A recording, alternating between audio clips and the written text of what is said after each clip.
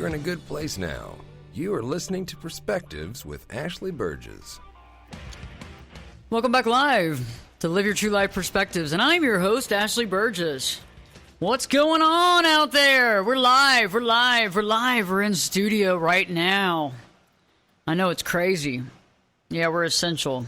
That's what they say, so we're doing this. But, it's interesting because for many of us, we're experiencing this complete change in our life. For some of us, we're not experiencing much of any change. It's just there's not any traffic and there's no lines at anything. I went to the grocery store a couple of days ago on a break from work. I've never seen this before. Like, literally, I got there. There was no traffic to get there first. Second of all, when I got there, I realized there was a line around the side of the grocery store, and you had to wait 6 feet away from everybody, and then they would tell you when you could go in. And it was interesting because there was extremes of personalities, right? There were folks over there with, like, the gloves on, the face mask on, the eye gear on, the hat on. I mean, like, they were they were covered to bare. I didn't see any skin whatsoever, nothing. You know what I'm saying? I mean, it covered more than a burqa. I mean, I've never seen anything like it. And then you see the extreme other side where you got the dudes with, like, the shorts and the flip-flops and the kind of the T-shirts on. There was one guy that was just, he had a bunch of bags of grapes, and he's just eating the grapes right out of the bag, not washing them, on the phone, talking about how he's at the grocery store, kicked off one of the flip-flops, almost lost it, had to go get it. I'm just like, okay, that's extreme. And then you saw all the other people kind of in the middle. Like, some were a little fearful. Some were like, oh, my God, I might get this from somebody. People were staying far away. Other people were running into each other, trying not to hit other people. It was really hysterical. However, I got out of there as quick as I possibly could and washed my hands, right? So it's been an interesting time. This COVID-19, the shelter in place. Many of you are working. Some of you aren't. We have all this stuff on the news, the media, the economy's falling apart, all the issues that are looming. A lot of stuff happening all at one time, all around the world. All of us are experiencing it, and it's getting to be a lot. I mean, come on. I mean, if it's not the president talking every single night, you got all these other people talking, you got all this other information. What's real, what's not, where are we at, and how do we take all this information in? There is one really cool thing happening tonight, so I want to share that with y'all. I did post it on my Facebook page. I will be posting it all over. There's Earth Hour 2020. Earth Hour 2020. You want to check that out at a certain time of night. I think it's 8:30. It would be 8:30 Central Standard Time. Configure that in your area. Various time zones. But you'll be turning off your lights, and we're going to be able to allow the stars to create its own light patterns and stuff. We have a lot of light pollution. Obviously, our environment, Mother Earth, needs help right now. And I'll tell you one thing. Out of everything that's happening, I think Mother Earth's doing a little better right now. I mean, there's like millions and millions of cars off the road. Not that that's good or bad. But at the same time, there's a lot of things cleaning up. The only thing that I find as a problem is we got all these folks, we're all going and we're ordering food at these restaurants to try to keep them open, and all the stuff that they're using is this really thick plastic stuff, styrofoam and all that. So that's a real problem. That's not going to help us. All this single-use plastic, really bad. Really, really, really bad. Okay, so we've got to figure that out too. So even though we're in this situation, we need to start thinking about Mother Earth as well, because if we have no planet, I don't really know what we're going to do. I think all this other stuff is just superfluous, It's about clean water. It's about having a planet. It's all that stuff that's really important. That kind of takes, I think, the consideration over that. I want to thank Liz London. Liz, thank you so much. Liz and her one of her companies and her organization. You got Art for Your Cause. Artforyourcause.com is a great organization that connects the artists with the charities, where artists can actually put their work online. They can have their own portfolio and stuff, and they can actually sell their work, make a profit, and also you can give money to the charity of your cause too, because there's millions of charities on that website, artforyourcause.com. Also, check out createyourcause.org, createyourcause.org. So everybody, I'm sure out there right now, has a cause. It's time to really think about what matters to you. And if you have a cause and you want to raise money and you want to raise awareness to it, go to createyourcause.org. and check that out. I want to thank Reggie Harvey. Thank you, Reggie Harvey, so much for being an amazing participant in the show. He'll be back next week. Liz London will be on live next week as well, and he will be calling in. We're going to keep him safe and sound. As you know, Reggie is awaiting a transplant. And so in the situation with the coronavirus and COVID-19, it's not the right time to bring him up to the studio. But he will be on phone, which is just the same, live from his living room. So we'll be talking to him. He's the author of Anatomy of a Patient, which basically chronologizes the entire situation of finding out the situation that he was having these health issues, process of almost dying, rehabilitating himself, going through all these changes, and then actually figuring out how to maintain, feel good about it, he has a really amazing positive attitude, and to stay as healthy as he can while awaiting this. So he is definitely a role model for us all. Go on and check out the Connection app, theconnectionapp.com. Arnold Smith Corporation, very cool company where, you're basically connecting people with people. I mean, that's what we need to do here. People with people, guys, because you know what? Life's too short, We got so much going on. We want to connect our relationships and our families, and it's extremely important. So go check out the Connection app. You can just go on and put that in Google, put the Connection app in, and you can find where you can go download it on Google Apps or Apple or an Apple app as well. So that's pretty cool. Later on in the hour, don't miss, Dan Nelson will be on live. Dan Nelson. Dan is our historian, our Live Your True Life historian. Great stuff here. We're going to be talking about an artifact, an heirloom, a family heirloom that actually connects the Continental Congress and connects the assassination of President Lincoln. So it's going to be very interesting. History repeats itself, and right now we're all going through a new thing. But when you talk to some of your elders, they talked about all kinds of different things. You go back to the Spanish flu, all this stuff. There's a lot of things that are connecting. Some people would say go back to the Great Depression. There's a lot of things that are happening. So history does repeat itself, and that's why we want to talk about history on this show.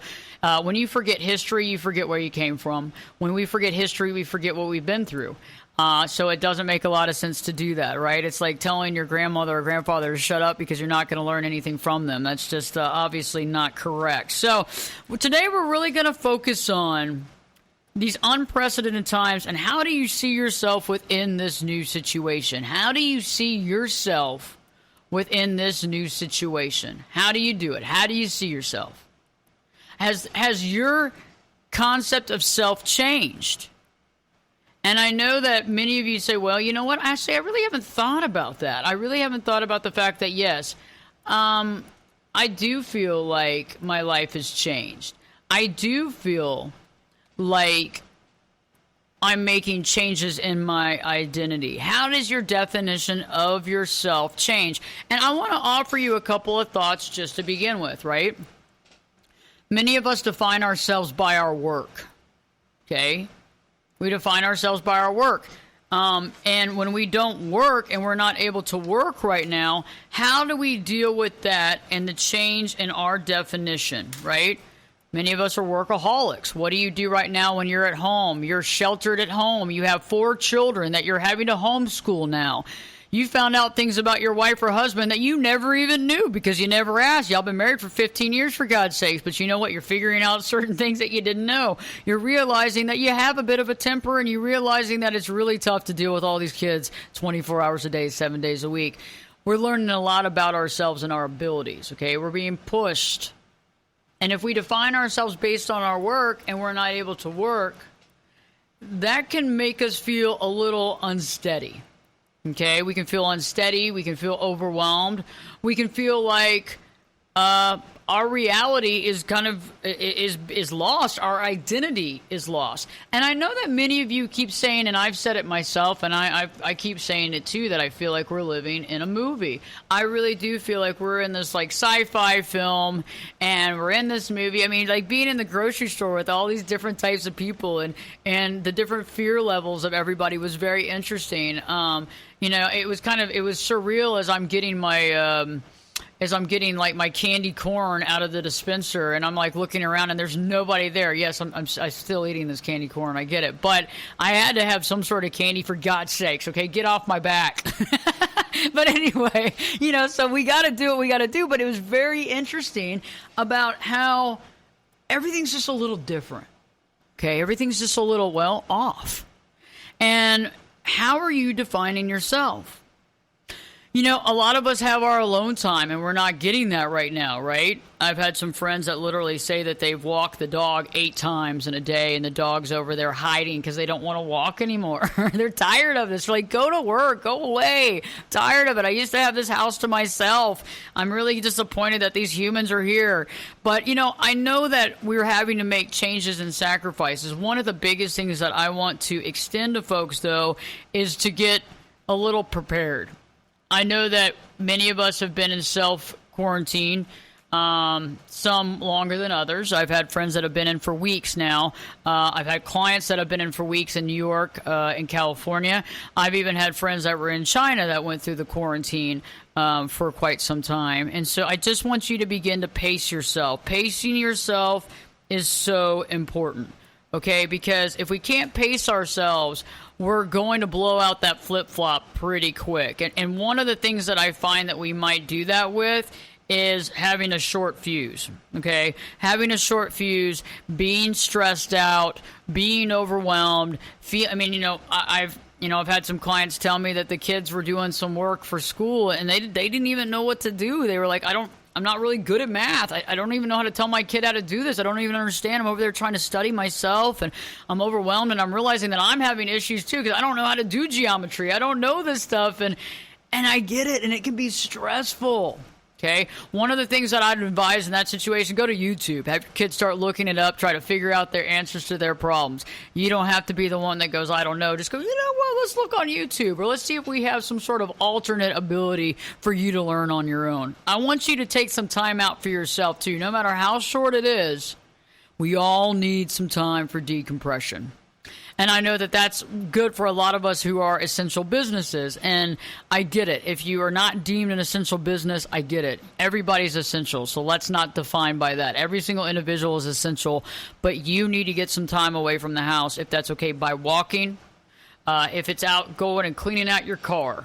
Okay, in the front, in the driveway. I don't care what it is, but come up with something that you can get some solitude where you don't have the kids yelling, screaming, husband, wife asking you questions, and the list goes on. So how has your definition of self changed? Because I know it has.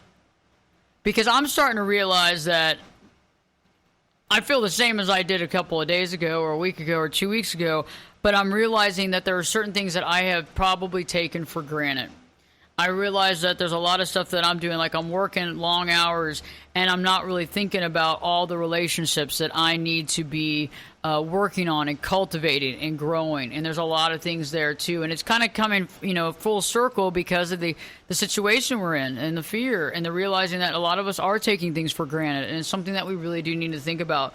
When I return, I'm going to be talking about how has your importance changed? What are some things in your life that are more important now than they were before, or vice versa? What are not important things? What have really gone by the wayside that you've decided spend a lot of times doing this, and it's really not that interesting, or it's not at the top of my list, or I need to change my priorities? It's about getting your priorities straight. So when we return, we'll be talking about that later in the hour. Dan Nelson will be joining us.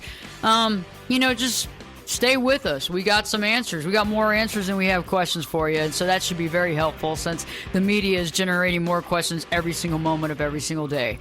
So stay tuned. We are here for answers. Live your true life perspectives with me, Ashley Burgess. Be back. 2 shakes. So I was talking about defining you. So what has changed, though? What has changed in the importance right now?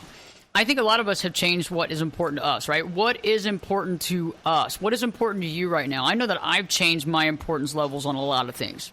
Okay, there's a lot of things that I were doing in life. There's a lot of things that I was dealing with in life that, quite honestly, I'll tell you, was busy work.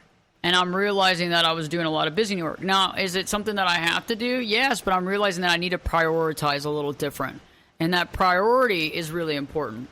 It's interesting. It's like you really prioritize things like our health. Like one of the things that I've realized is, and I think I speak for everybody right now, Nobody wants to get COVID-19, and anybody that gets it, you want them to recover. We don't want people dying from this. This is real, right? Okay, that's the basis of this whole reality. We can sit there and look at all the other issues, and the other issues are big. But I think that's a big deal. I think respecting folks, I think caring about people, doing the right thing, staying healthy is part of what we need to. Now, if we are unable to stay healthy and we do get sick, I think that there's a lot of different cultures in America and in the world that feel bad about if they do. Like there's something wrong with them, and that's just not the case. You could just touch something that the disease was on and you can get it. It's not about how you're bad or good or you're a horrible person. It just happened. And I think there's a lot of folks that are walking around that are feeling really scared that they don't want to get it. You know, I even got some calls from some people yesterday saying that, you know, people said if you do get it, just stay at home and don't tell anybody that you got it. Don't tell anybody. Okay, and it's like, you know, I think we have to get together and unite. And the fact that somebody gets sick does not say anything about their character, okay? So let's think about that. And so I think that first and foremost is we want people to live, right? That's our first priority. And I think then the second thing starts getting interesting. The economy and the working ability, right? We all want to be able to make money and support our family and pay our bills, right? That's the second part of the thing. And so we have all these different lawmakers trying to figure out what they're going to do to make that happen as well. And we got people talking about how, you know, the elderly just need to stay home and stay away and quarantine themselves, and they need to stay alive. And so other people can go to work. And then other people are saying that's rude and that's horrible and that's a bad way of looking at part of our culture. And we need to all ban around everybody, and we need to do what we have to do to stop this virus and to kick its butt. But I think that you have to look at all sides of that, because people do, the more stressed out somebody gets, the more unhealthier they are. The more apt that they are to get ill. And I think that's something that we all have to look at as well. I mean, thinking about it is that we all have to stay well, but that stress level can do that to us. Okay. So that's another thing, is how do we financially take care of our family through this crisis of a time? That's a big deal. How do we do that? And a lot of us are frustrated. There's many of you out there that are like, you know, apparently they don't deem me as essential. What do I do now? And that's scary. And I think everybody wants to get back to work, and everybody wants the economy to get back on the roll as soon as possible. But at the same time, we got to figure out what's happening here, okay? And I think that it's going to take about another week to really see where we're at. And that's something that a lot of us are a little overwhelmed about, but I think that it's going to take that time. And, you know, what's interesting, too, is that I think a lot of people who didn't like going to work or didn't like their work is really loving their work right now and really wishes they were there. And so there's different things that we are balancing and valuing and what is important to us. I think another thing that I want to ask you, too, is have you decided to make any changes in your life based on this situation? I've had clients that have stopped smoking cigarettes. I've had clients that have stopped drinking. I've had friends that have stopped drinking. And so there's all these different variations of things that are happening. I got a text earlier today from a very good friend of mine that said that, you know, he had said that he's decided he's not going to drink alcohol anymore, and he's not going to drink coffee anymore. And that's awesome. That's great. I think that's awesome. But, you know, a lot of us need to figure out what is it that we want to get rid of. What are some of these bad habits, or some of these habits that are getting in the way, or some of these things that are making us unhealthy? Is there something we can stop? What about a toxic relationship cycle? I just did a video in studio before coming to this studio about not going back into the toxic relationship dynamic, because what happens when we get lonely? Shelter in place, don't have anybody around. Nothing like picking up that phone and calling the ex and going right back into that really unhealthy, non-healthy, non-functioning relationship. And that's something that we don't want to do as well. So we need to get our priorities straight. Stay tuned when we return. Dan Nelson is joining me later, as well as I'll be talking about changes that you want to make in your life and things you can do during this time that you haven't had time to do before. So stay tuned. Live your true life perspectives with your host, me, Ashley Burgess, will be back in. I'll be back this time. 2 shakes.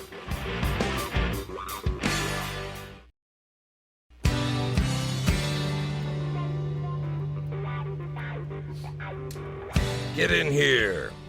You're listening to Perspectives with Ashley Burgess.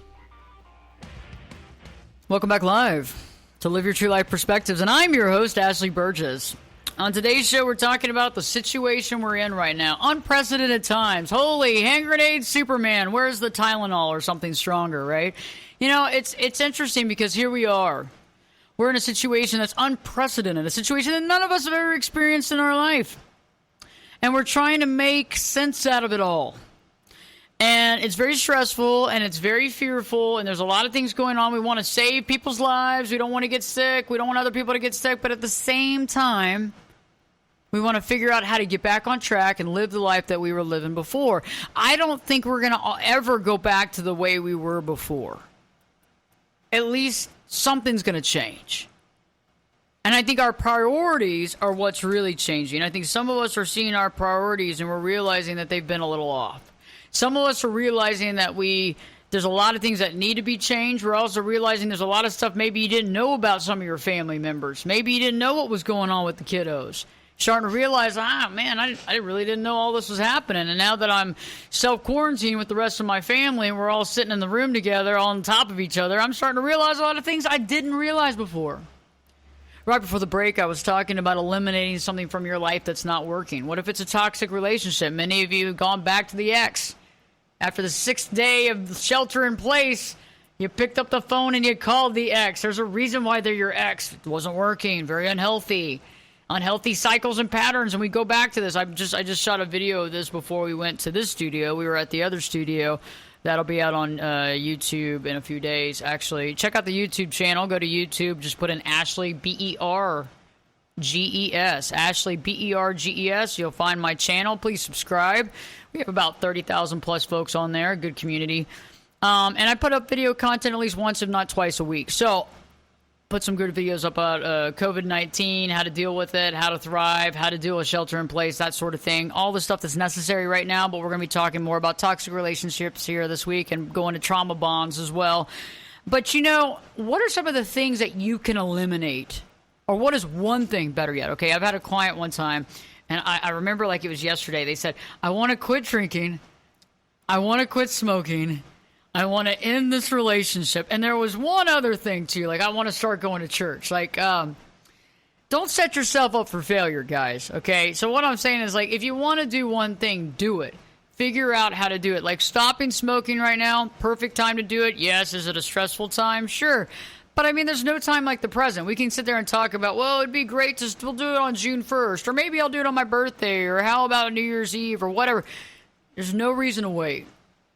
I had a friend of mine that contacted, like I told you, that they quit drinking. They said, you know what, I've decided that I'm going to quit drinking. I've had clients that have said the same thing, and they've quit drinking, and they've gone through, you know, some withdrawal and some headache and what have you, but they're feeling a lot better. And so what do you want to do? What do you want to do? I would love you to look back at this time and place and say, man, that was a really good time and place for me in the fact that I was able to overcome something that held me back.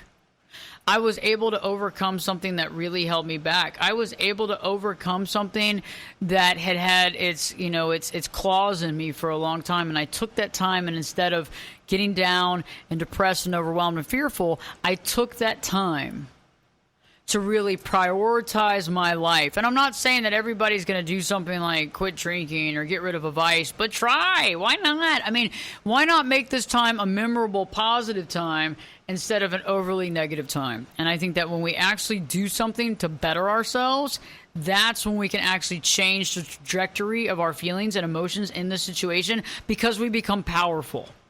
Okay, we become powerful. And I'm not saying it's all going to take immediately. It's not going to be like, oh, this is perfect. It was easy breezy, Ashley. I quit smoking. I threw the pack of cigarettes down. I threw it in the trash. I never wanted another one. I don't know if that's going to happen for you, but I know that you can work on it. And there's things you can do. And you know, you can still go to the grocery store. You know, you can still go to Target. You can still go online to order if you want, you know, a gum, you know, that kind of thing to get over it, or various other stop smoking techniques. If it's drinking, you know, minimizing your drinking. I know that a lot of folks are going the opposite, right? We're drinking like crazy. We're drinking like there is no tomorrow. And I know that can be fun in the moment, but you're waking up feeling stressed out even more, because I know that a lot of adults, one of the back end experiences that you have when you overdrink and consistently overdrink is stress and anxiety the morning after. doomsday, overwhelming stress, anxiety, fear. We don't need any extra anxiety, fear. I know that at the time having those how many glasses of wine was okay, but why do we want to have those bad situations on the back end? Because that's an unhealthy cycle that puts us in the trajectory of fear and future thinking down the negative road, feeling powerless, and God, I just hope this gets over with sooner than later. And I don't know the timeline for you. I mean, I have some guesses, and maybe I'll go to Vegas with those guesses. I can't leave. I'd have to actually call someone to do that, and the casinos are closed, so that's not going to help. So I'm not going to be able to put a bet on that. But if I was, I have some ideas. But I'm not going to put those out today on the show because I don't think we want to think and speculate about exact day this is going to be over. I think we need to be doing what we can to be mindful in the moment and use each day adequately instead of pushing our living down 2, 3, 4 weeks from now. So anyway, right now, history is such a big part. I'm going to be talking more about what we're talking about, so stay tuned, okay? I'm not leaving you hanging on this subject. But I like to talk about history, and history's fun. And many of us enjoy reading a good history book. Some of you are probably watching all kinds of documentaries. World War I, World War II. You're watching all kinds of documentaries right now because you have all this time, okay? But let's talk about history. And so joining me right now here on Live Your True Life Perspectives, Dan Nelson. Dan is a genealogist. He's our genealogist, our historian for Live Your True Life Perspectives. He has Dancestors Genealogy.com. You can check it out. Dancestors, it's D-A-N, Dan like ancestors. Dancestors Genealogy.com. And it's really great because he actually goes back and checks out your entire family history, your entire family tree. You can learn a lot about yourself. You can learn a lot about your family. And I think one of the things is that we all kind of want this information, but you know how hard and tedious it is to get all that stuff together? And Dan actually puts that together in an amazing, old school leather book that you can have and you can give from generation to generation. Dan, great to have you live on Live Your True Life Perspectives. How are you doing today? I'm doing great. Good afternoon, Ashley. Glad to be here. Well, I'm glad to have you. And, history does repeat itself. And you have a very interesting historical story for us about a family heirloom that actually involves the Continental Congress and the assassination of President Lincoln. How does that happen? Well, it is quite a range of times between those two events. But, yeah, this family heirloom sort of traveled between those two time frames and is still part of the world today. So, we'll talk a little bit about that. Hopefully, sometimes going back in the past in history could be comforting versus, being the constant news feed we have today. So this story is in my own family, and it involves back in 2010, I found out that my great-grandmother's 98-year-old cousin, Virginia Smither, was still alive in Enid, Oklahoma. And, of course, what was amazing to me is my great-grandmother had passed away some 40 years ago at the age of 91. So you don't think of somebody that passed away 40 years ago at age 91 still having a cousin here on Earth. But it turns out she was still alive, and our common ancestor was my great-great-great-grandfather, William Hoppa Smither. I'll use a little Mississippi accent here, but he had 14 children by 3 different wives, and William Hoppa Smither was a prosperous planter, merchant, judge, and citizen of Oxford, Mississippi. So that's all the northern Mississippi accent attempt you're going to get from me, but we'll talk about him in future sessions. So in 2011, I visited Virginia there in Enid, and she shared with me this fascinating story of a silver teapot that had been handed down from her grandmother Smither's side of the family to the youngest granddaughter of each generation. So Virginia was the youngest granddaughter of William Harper Smither, and she since passed it on to her great-granddaughter, Emily, who lives there in Enid. So this silver teapot has traveled through many youngest granddaughters. Virginia passed away in 2012 at age 100, but the legacy continues. So what she told me about this silver teapot, because it's one thing to have something get passed down in your family, but she said it was used in Independence Hall in Philadelphia while the Continental Congress was in session. Wow. And it had belonged to the Thompson family. And we'll talk more about the Thompson family in later segments, but I thought it was sort of interesting. I'd really never given it thought before this, that there was a silver teapot in Independence Hall, because if you put on your U.S. history hat and think back to the Boston Tea Party, Well, with the Boston Tea Party, we rejected tea as a symbol of British suppression, taxes, culture. I mean, drinking tea was, borderline treasonous at that point. And you were just talking about earlier how things suddenly changed. Well, suddenly being a colonial American, tea, which was your favorite beverage, was no longer allowed to be your favorite beverage. So think about whatever yours might be today, losing that. So what they did, because, of course, they couldn't just switch to alcoholic drinks, they'd be sober occasionally, they switched to coffee and chocolate. And just before the Revolution, just to give you an idea, 2 million pounds of cocoa were imported into New England. So what about a couple of the founding fathers? So you had Thomas Jefferson. He is quoted as saying, "By getting chocolate good in quality and cheap in price, the superiority of the article both for health and nourishment will soon give it the same preference over tea and coffee in America, which it has in Spain." So apparently Spain had already gone through this. They were probably in a war with Britain at the time or whatever.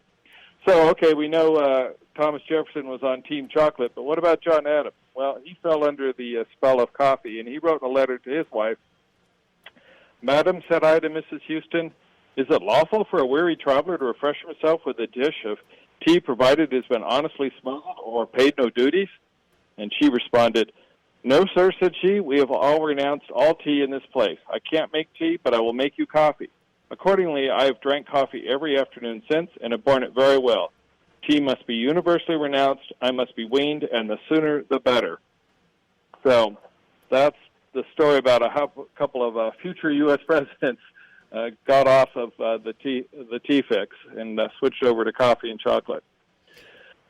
Well, I definitely like coffee. I mean, I'm a tea person, but I actually prefer coffee and chocolate, so I'm not sure if it was a bad thing. Yeah, well, now you know how coffee became so popular and chocolate behind it. If it hadn't been for, I guess if the British had said, "Hey, we're not going to tax the tea, it's cool, you need some extra," we'd all still be drinking tea. But after the next thing I went and did is I sort of thought, well, let me see if I can find evidence of this silver teapot in the Independence Hall. So you go and look at all the paintings that were done of the Continental Congress in session, and it had been so great if there had been a silver teapot, sitting on Ben Franklin's desk, and he's pouring tea into, Thomas Jefferson's cup. But no such picture. So I reached out to the curators at Independence Hall, figured they'd know of anybody. So their response was, there's not a teapot in the Assembly Room today, but they do have one in the Governor's Council chamber.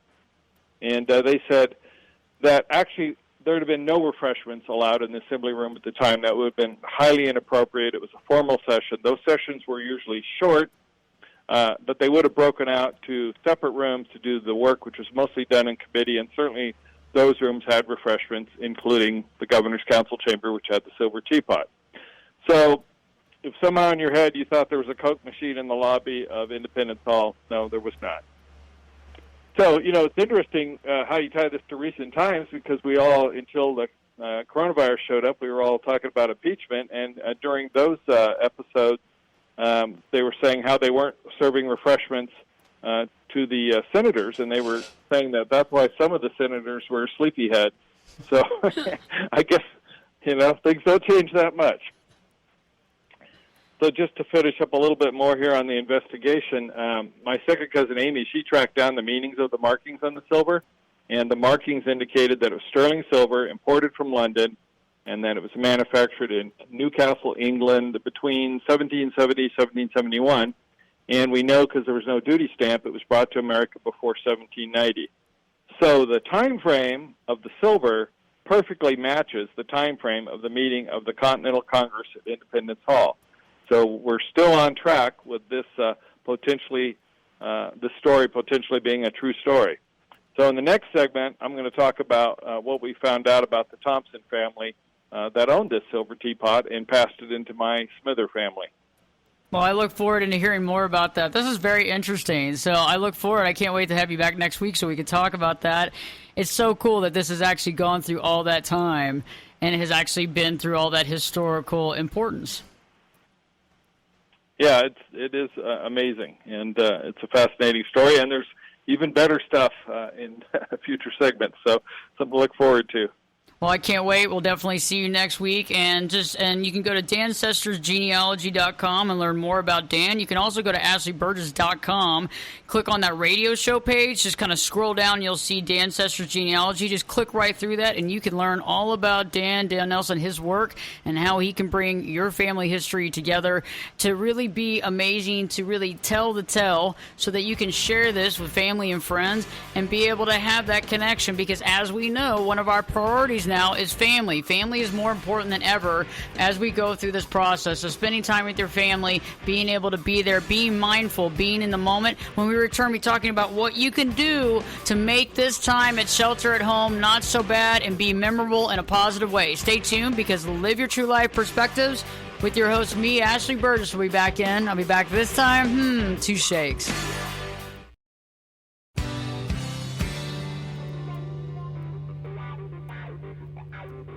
Turn it up and jump in the deep end on Perspectives. Now, here's Ashley. Welcome back live to Live Your True Life Perspectives, and I'm your host, Ashley Burgess. What a show. We've been live here in studio. Live. The building's pretty much on lockdown. Our producer and board operator had to come and let us in the door. Okay, so that's how much lockdown we're on. She went all the way down there, and it's quite a bit of work. 10 floors down and do all that. She didn't walk it all the way down, but we had to do it. But we're having to make sacrifices to do what we need to do to get the word out, to get the information out, so that you can get some solace and some peace here, because it's not all about bombarding you with fear-based media. It's about helping you out as well. So, in the last segment, I just want to take a moment to say, hey, it's all about being mindful in the moment and doing what we need to do right now to do what's right for us. We are limited, and there are things that we can and can't do right now. Some of us are considered essential. Some of us aren't, even though all of us are essential. So, let's not confuse that. But what can we do during this time, no matter how long or how short it is? What can we do that we can do one thing to make changes in our life right now that could impact the rest of our life, that we can look back at this time and say, hey, I challenged myself to do this one thing, and I feel really, really good about it. And I did it during the time of the shelter in place, and I did it in the time when I felt very small and kind of overwhelmed like the rest of the world feels right now. And I think this is what we need to really be participating in. This is the connection, right? What is it that you can do? What is the thing that you can do? What can you do? Many people have chosen to quit something that's getting in their way. Gambling, smoking, drinking, whatever it is. People have been working on that to slow it down and to stop it. Some people have chosen to realize that it's time for them to learn about themselves. That they keep going into these toxic relationship patterns. It's not working. They don't want to be alone for the rest of their life. They don't want to not know who they are. They want to know why they got there. It's a big thing. We just created a new website, the10daychallenge.com. So just go to the, and then the number 10, the10daychallenge.com, the number 10daychallenge.com. Go there, check it out. It's our new website. Really cool. We're actually put up a 10 series video module series on how to live your true life and how to overcome those toxic relationships and get out of that repetitiveness of having distractions and having someone in your life who is completely overwhelming and toxic, and then you don't work on yourself because you're dealing with that scenario all the time. Toxic relationships is a symptom of not being in a healthy dynamic. It's a symptom of not dealing with our personal stuff that we've had since childhood. It's a symptom of not dealing with our codependent issues. There's a symptom of not having a full-fledged identity. In order to have our full-fledged identity, we have to know everything about ourselves, more than we know about anybody else. And it's very powerful when you get there. So check out the 10daychallenge.com. Okay, so challenge yourself to make a change. And hey, if you screw up, it's okay. Just get back in the groove. It's okay. If you want to quit smoking and you accidentally smoked a cigarette, it's okay. Don't beat yourself up. It's not about guilt. Guilting and shaming yourself never got us anywhere, okay? So challenge yourself. What is one thing you want to do? Some of you might need to get organized. I mean, maybe your whole life is kind of unorganized, your house, your car, everything. This might be a good time to do something that's the opposite of your wheelhouse, right? I know that I had to get into that organizing bug, and it was really hard for me because I'm one of those people, I like everything kind of everywhere, and it really doesn't bother me. But I actually started organizing, and it's really not that bad. You can actually find everything you want, like, all the time. It's crazy. It's like you don't need that extra 45 minutes to find everything. Like, all of a sudden, it's all right there where it's supposed to be at. Everything's organized and clean. It's amazing. I can't believe it took me this long to figure it out, but it certainly is good. So maybe getting organized. Maybe it's also becoming mindful. And instead of looking and saying, God, how many more days? How many more days do I have to do this with this family? They're taking my will to live. Instead of doing that, maybe being mindful in the moment and actually spending time and kind of breathing, kind of calming down, but actually realizing this is a time that you can spend with your family. You might not get this much time again. Who knows? I have a funny feeling that once this is over with, people are going to be they're going to be running 100 miles a minute. They're going to go. I mean, like, we thought that the world was fast before. I think it's going to get crazy on the back end of this. People are going to be wanting to do things that they couldn't do. They were pent up. They're wanting to do this. I mean, I've already seen people saying they're going to travel to 9 different places once they get out of this quarantine. So take the time that you want to right now. Get to know your family. Really spend time with your kids. Hey, if they're annoying, take a break. Get out there. Walk the dog for the ninth time. But in the process, do something that changes the trajectory of this into a positive. We will be back here live next week as well, so don't miss it. We'll be back live. Dan will be back live. Liz will be joining us by phone. Reggie will be joining us by phone. We got a lot more to talk about because this isn't going away anytime soon, and we're here for you. So stay tuned. Live your true life perspectives with your host, me, Ashley Burgess, will be back in. I'll be back this time in 3 shakes.